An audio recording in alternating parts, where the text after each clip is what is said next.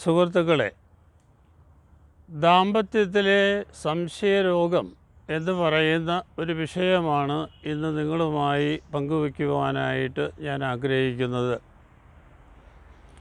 ദാമ്പത്യത്തിലെ സംശയരോഗം പലർക്കും അറിവില്ലാത്ത ഒരു വിഷയമാണ്.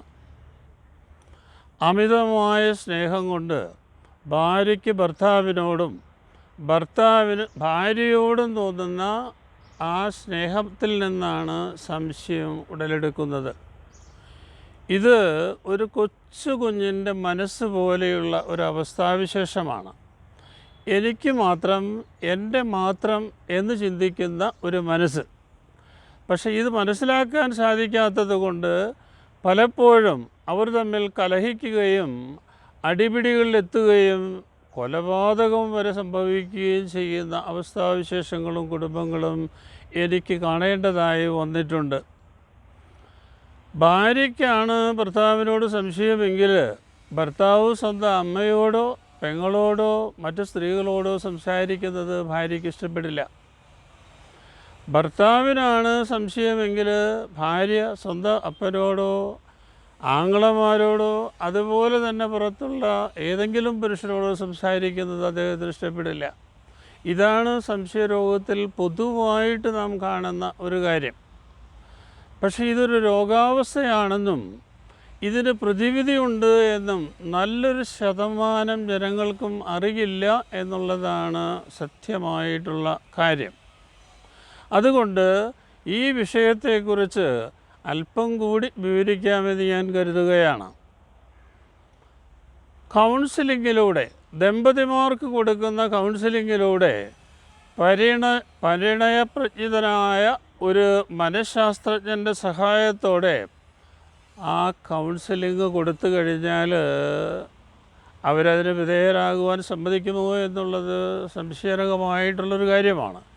എങ്കിൽ പോലും അങ്ങനെ ഒരു കാര്യം ചെയ്യാൻ സാധിച്ചാൽ എങ്ങനെയാണ് ദാമ്പത്യത്തിൽ സ്നേഹം കൊടുക്കുക, വാങ്ങിക്കുക, ഭാര്യയുടെ സ്നേഹത്തിൽ കുളിച്ച് കിടന്നുറങ്ങാൻ ഭർത്താവിന് സാധിക്കുക, ഭർത്താവിൻ്റെ സ്നേഹത്തിൽ കുളിച്ച് കിടന്നുറങ്ങാനായിട്ട് ഭാര്യയ്ക്ക് സാധിക്കുക, ഇതാണ് ശരിക്കും പറഞ്ഞു കഴിഞ്ഞാൽ കപ്പിൾ കൗൺസിലിങ്ങിലൂടെ ഞങ്ങൾ നിർവഹിക്കുന്നത്. പക്ഷേ ഇത് ചെയ്തു കഴിഞ്ഞാലും ഒരു 50% മാത്രമേ പ്രശ്നത്തിന് പരിഹാരമാകുന്നുള്ളൂ. അതുകൊണ്ട് തന്നെ ഒരു മനോരോഗ വിദഗ്ധൻ്റെ ചികിത്സ കൂടി ഇവർക്ക് ആവശ്യമായിട്ട് വരും. അപ്പോൾ സ്വാഭാവികമായിട്ടും നിങ്ങൾ ചോദിക്കാവുന്ന ഒരു ചോദ്യമുണ്ട്: ദാമ്പത്യത്തിലെ സംശയത്തിന് ചികിത്സയുണ്ടോ? ചികിത്സിച്ചിട്ട് ഈ രോഗം മാറുമോ? ഉണ്ട് എന്ന് തന്നെയാണ് ഉത്തരം, മാറും എന്ന് തന്നെയാണ് ഉത്തരവും. പക്ഷേ സംശയരോഗം മാറാൻ വേണ്ടി മാത്രമല്ല, ഇംഗ്ലീഷിൽ ഇതിനെക്കുറിച്ച് പറയുന്നത് ഇൻഫിഡലിറ്റി ഡെല്യൂഷൻ എന്നാണ്. ഡെല്യൂഷൻ എന്ന് പറയുന്നത് തോന്നലാണ്.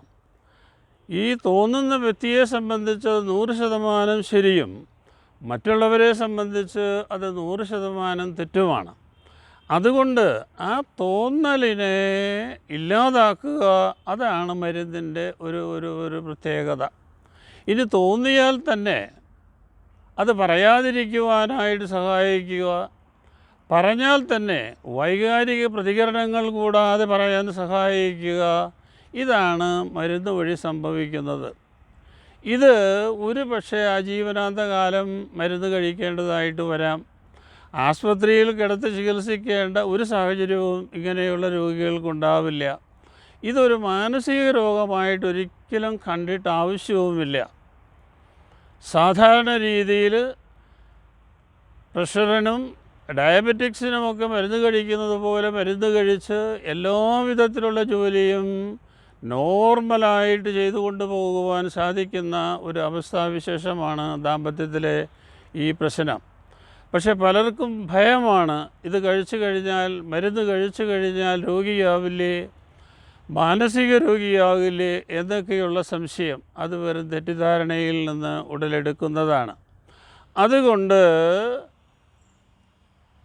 ഒരു പക്ഷേ നിർത്താതെ ഡോക്ടറെ ആവശ്യപ്പെടുന്ന പ്രകാരം കാണുന്നുണ്ടെങ്കിൽ അതോടൊപ്പം കൗൺസിലർ പറഞ്ഞു തരുന്ന ആ ദാമ്പത്യത്തിലെ സ്നേഹം എങ്ങനെ പങ്കുവയ്ക്കാം എന്നുള്ളതും അനുഷ്ഠിച്ചു പോരുന്നുണ്ട് എങ്കിൽ ജീവിതം ആസ്വദിക്കുവാൻ ഇങ്ങനെയുള്ള കുടുംബങ്ങൾക്ക് സാധിക്കും.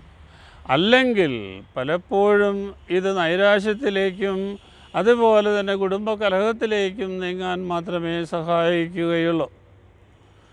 ദാമ്പത്യത്തിലെ സംശയരോഗികൾ പ്രകടിപ്പിക്കുന്നത് ഒരേ ലക്ഷണങ്ങളല്ല. അതുകൊണ്ട് തന്നെ ഈ ലക്ഷണങ്ങൾ പൊതുവായിട്ട് ഇവിടെ അവതരിപ്പിക്കുകയും അത്ര എളുപ്പമല്ല.